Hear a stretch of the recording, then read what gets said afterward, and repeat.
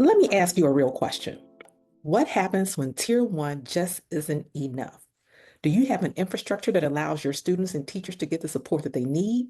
Do kids go straight to Tier 2 and never make it back to Tier 1? Are you absolutely sure that you're using the best data available for you to validate the need for Tier 2 support? What about the resources and consistency that you need in order to make sure that the support is actually successful? That was a lot of questions, right? I know, I get it. Well, these are questions you should be asking too. Deciding whether or not to initiate Tier 2 supports is absolutely necessary, and it's not a question as to whether or not it will be necessary. It really is a question of when will it be necessary. So when it becomes clear that some of your scholars need that additional support, it is important that our systems are set and ready to go so that they do what you want them to do. So stay tuned. I'm going to give you a few tips that I'm sure you will find very, very helpful. So let's just do some basics. What does Tier 2 even mean? You see the triangle all the time. It's that little yellow box right there. And basically, Tier 2 is targeted support, ideally for no more than 10 to 15% of your student population.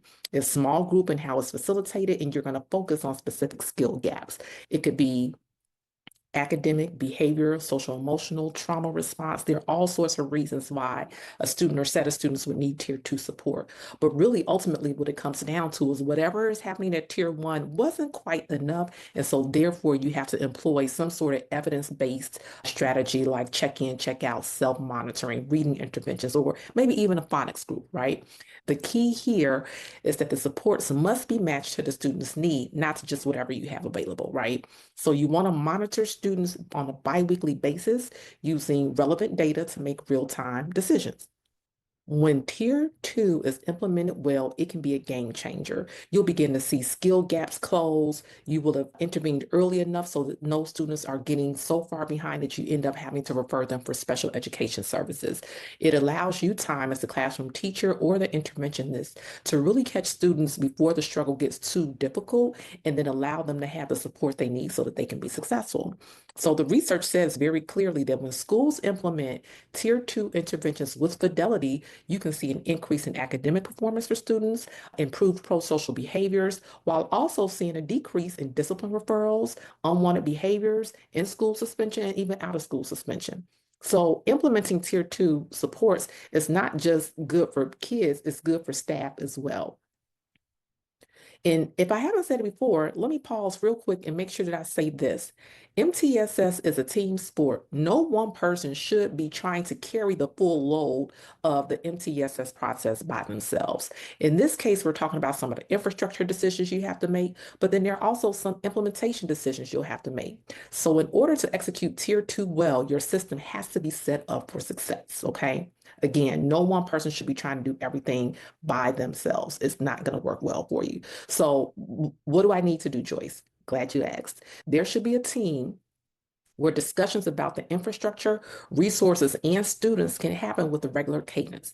Best practice suggests that you should be having team meetings at least every 2 weeks, but even if you don't have a whole lot of bandwidth, you should be shooting for at least 5-week cycles that are aligned to progress reports in grade cycles.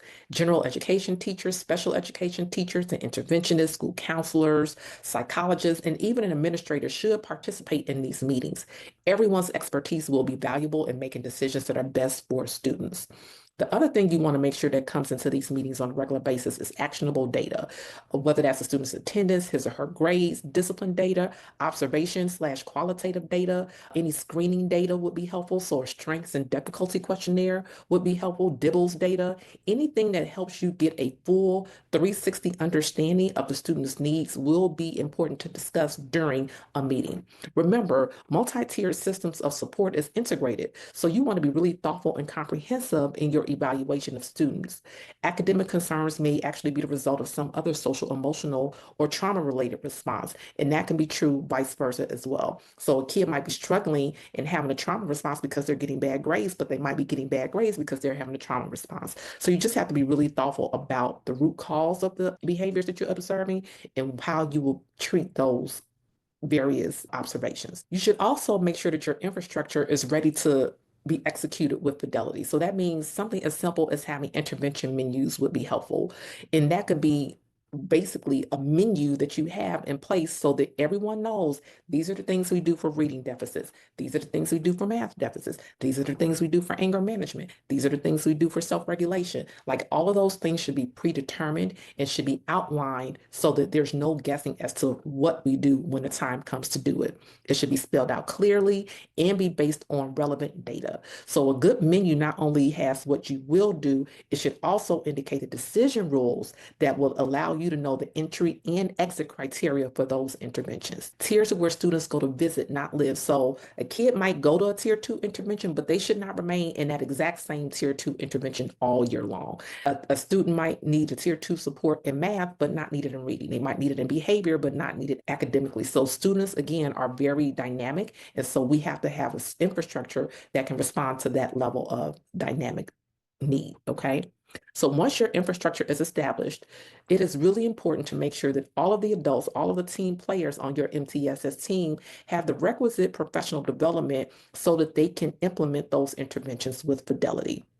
Are you sure they have all of the resources? Have they provided professional development or attended professional development to use that? We cannot assume that we can just hand adults a workbook or materials and that they've got it. In some cases, that may be true, but in most cases, interventions, especially an evidence-based intervention, will require some level of professional development or coaching.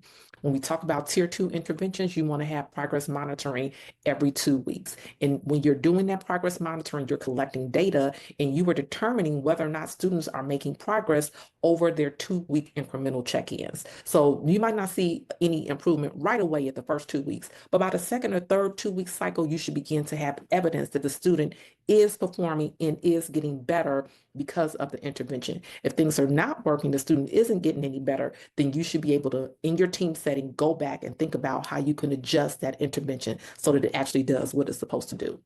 So sometimes we'll say an intervention didn't work, but actually it wasn't the intervention that didn't work. It might be that it wasn't implemented with fidelity, and that's why it didn't work. Maybe the student didn't come to all the sessions, and that's why it didn't work. Maybe the teacher didn't use the proper materials, and that's why it didn't work. Maybe we didn't evaluate and make sure that we had the right root cause, and so therefore it didn't work. So all of those things are the things you want to tackle within your infrastructure decisions so that you can be thoughtful about making sure that whatever you implement, it will work as you intended to work. So here's the real deal. We know that tier 2 can fall apart really quickly if we're not careful. So here are some of the pitfalls that you want to avoid as you consider your implementation of tier 2 supports. Do not rely on only one piece of data. It is okay, actually best practice for you to on multiple sources of data. You also want to incorporate some qualitative data. So it's great to have, their math scores or their reading scores or office discipline referrals, but it's also really important to take observational data so that we can kind of see if there's some specific triggers or trends that need to be accounted for. The second pitfall is this idea that one size fits all. We know that's not going to work. We know that even at tier 1, we want to differentiate and make sure that we can cover the vast number of ways in which students learn. But tier 2 does allow you to streamline your groups so that there may be 3 or 4 kids that are struggling with a particular skill deficit, and you would tier those students together. You want to make sure that the intervention meets the actual need. It should not be random or hodgepodge. Another pitfall is a failure to progress monitor on a regular basis. So when you're going through those every 2-week progress monitoring cycles, you want to make sure the students are improving. If they're not improving, then you have to make adjustments within those 2-week cycles. You don't want to wait all the way until week 8 or week 10 and find out that the student isn't making any progress. That was a waste of time, right? But as you go through your progress monitoring and you're seeing some benefits of the intervention, you can decide to increase the intensity or pull back on the intensity. But whatever the case may be, because you're progress monitoring, you will know exactly what to do. The other caveat around implementing tier 2 is that sometimes people are confused about what it is they are to do. They're in a system, they're working, and they don't know what their role is in making the system work. So it's really important to be clear about who does what and when. Teachers, specialists, and interventions need to know who's on first, second, and third base, okay? And that way you can be consistent, you can operate in fidelity, and then that's when you'll be able to see the student performance actually improve. So there you have it. Do you feel educated? Do you feel equipped? And do you feel empowered to implement tier 2 for greater success? I genuinely hope so. Do me a favor, comment below and let me know what you found most helpful, or if you have any questions. I would love to hear your thoughts. Thank you for watching. Be sure to subscribe to my channel for more content on multi-tiered systems of support, school improvement, and systems that work. Feel free to visit my website, e3consultingsolutions.com. Thank you for stopping by. Take care.